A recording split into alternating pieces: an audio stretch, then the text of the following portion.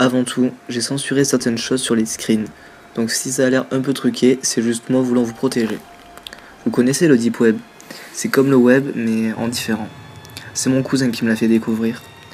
C'est un ensemble de sites inaccessibles en tapant juste l'adresse dans votre navigateur. Il faut passer par un réseau spécial pour ça. Souvent on utilise Tor. La première chose que vous vous demandez, c'est pourquoi cacher des sites pour un certain public. Vous savez la petite voix au fond de vous qui murmure toujours le pire et dont vous vous efforcez de ne jamais tenir compte. Eh bien cette petite voix a raison ici. Mais laissez-moi vous conter mon parcours sur le Deep Web. La première fois que j'y étais, c'était avec mon cousin. On avait pioché 3 adresses de ces sites cachés sur Rules 1 et 2. Le premier était l'Hidden Wiki, un wiki caché comme vous l'avez deviné. Il regroupe les informations à savoir sur les sites cachés, ainsi que leur adresse, donc parfait nous nous étions dit. On a parcouru au hasard les articles, dont un qui a réussi à me choquer. Vous vous rappelez la petite voix dont je vous ai parlé plus tôt? C'est là qu'elle intervient. Cet article traitait d'une communauté, la RCC. Non, ne cherchez pas, ils le sauront. Comment ne pas violer votre âme en tentant de décrire cela? La seule règle, d'être actif, de ne pas critiquer les autres membres pour être trop extrême. Vous vous souvenez de ce prof de sport, un peu pédophile sur les bords? Imaginez qu'il y a en plus un penchant pour les animaux et les couteaux. Vous voyez où je veux en venir? J'ai caché certaines choses sur le screen, comme l'adresse ou certains points de la liste pour vous protéger de votre curiosité. L'adresse de leur réseau était à disposition. Nous hésitions à cliquer. D'un côté, nous voulions voir les limites d'Internet. Nous avions passé auparavant 2 heures à installer des logiciels de sécurité. De l'autre, nous avions peur de ces limites. On a cliqué quand même. La description était correcte. J'aurais trop d'ennuis si je m'étends là-dessus. Moi et mon cousin n'en avions pas conscience à ce moment-là, mais ils étaient au courant. Ils, c'est ceux qui se mettent à ma recherche en ce moment même, et peut-être à la vôtre si vous avez tapé Tor et Hidden Wiki sur Google, voire même RCC, mais ne le faites pas, car ils m'espionnent, et vous aussi à cause de cette vidéo.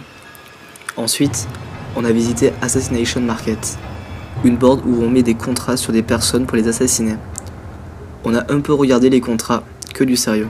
Il faut contacter le mec en privé sur un chat sécurisé de Tor. On aurait pu chercher à contacter un mec pour déconner, mais on n'avait plus vraiment l'humeur de déconner. À ce moment précis, je pense qu'il savait où mon cousin habitait. Puis on a fait un tour rapide sur un site de vente de drogue en ligne. Pas grand chose d'intéressant, assez étonnant par contre. Un onglet s'est ouvert. Chose assez intrigante. Nous regardâmes l'onglet. L'onglet était une page Hidden Wiki, pourtant sur Intrusive Surveillance. Concrètement, Intrusive Surveillance, c'est tous les types d'intrusions sur votre machine pour espionner vos faits et gestes. Une page qui s'ouvre toute seule là-dessus, vous comprenez qu'on était en train de chier des briques. On a continué un peu sur 2 boards. Toutes 2 vides et inutiles. La première, traitant sur le paranormal. La deuxième, sur les ovnis. En fait, non, pas tout à fait inutile. Sur la board avec les ovnis, il y avait un lien YouTube. Sur le navigateur Firefox pour Tor, Flash n'est pas activé. On a donc tenté de mettre le lien sur le Firefox de tous les jours, mais aucun programme ne répondait à part Tor et son Firefox. Mon cousin a lancé le reboot, puis en attendant, on est parti manger. À notre retour, l'ordi était allumé, avec uniquement 2 logiciels d'actifs, Tor et son Firefox.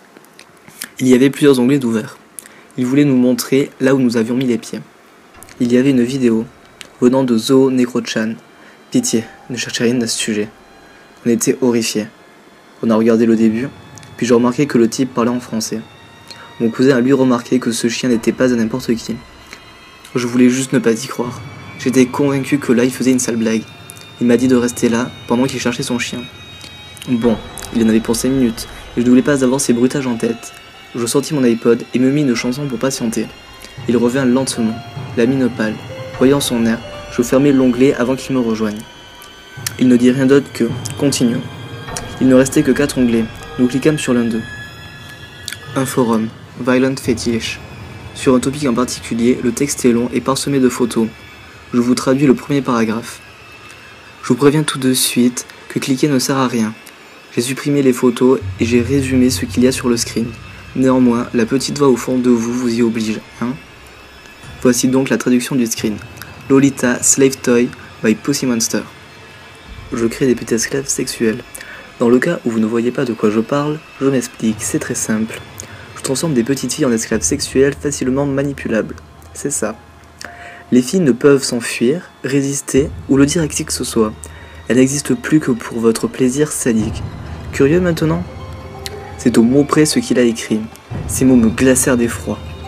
Les autres paragraphes, ils plongent le décor, puis indiquent comment il procède. Votre curiosité malsaine et votre goût pour l'effroi veut savoir comment? J'ai vraiment lu ce paragraphe en diagonale, j'étais viscéralement dégoûté. Concrètement, il coupe les bras et les jambes toujours en dessous des articulations. Ensuite, il passe 2 paragraphes à décrire une aventure, puis il dit les vendre ou s'en débarrasser quand... Non, je vais vomir.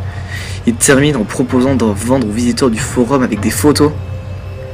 Et si je vous ai montré un screen de Leiden Wiki, ne comptez pas sur moi pour vous donner un screen de petite fille de 10 ans enceinte avec les membres à moitié coupés.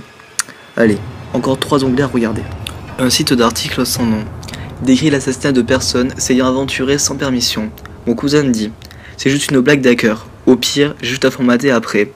Mais ils ne peuvent pas savoir où j'habite. » Nous avons ri d'un rire forcé, nerveux et gênant. Sympathique sans intérêt, nous le fermâmes assez vite. Un autre, traité de sécurité et d'anonymat informatique. Concrètement, ils expliquaient comment ils ont pu faire ça et ce qui suit. Là, mon cousin était nerveux. Visiblement, il avait respecté plusieurs procédures de sécurité, mais pas toutes. Le climat d'inquiétude revint. Le dernier onglet était un site de chat, Onion Talk. Les personnes ont attendu qu'on vienne sur l'onglet pour commencer à parler. Leur premier mot: nous savons que vous êtes français et que vous vivez... Non, je ne préfère pas le dire, bien qu'ils doivent être en route en ce moment. Mon cousin éteint son PC à ce moment-là. Nous entâmes d'aller dormir. Ni moi ni lui n'avons fermé l'œil de la nuit. Le lendemain, je partis de chez moi. Mon cousin était injoignable sur Skype ou sur son portable. 2 jours plus tard, ma mère reçut un appel de ma grand-mère. La maison de ma tante a explosé. La cause est indéterminée et serait due à une fuite de gaz. Je sais que c'est d'origine criminelle, et je ne peux pas le dire, car personne ne me croirait et ne pourrait me protéger. Je me sens si coupable. J'entends à ce moment des bruits de voitures qui s'arrêtent et des portières qui claquent. Un son aigu et faible. Je crois qu'il tente de crocheter la serrure. Chers internautes, heureux d'avoir été l'un des vôtres. Mais si ma mort peut servir à quelque chose, voici mon conseil. Ne tentez jamais d'en savoir trop. Et je crois avoir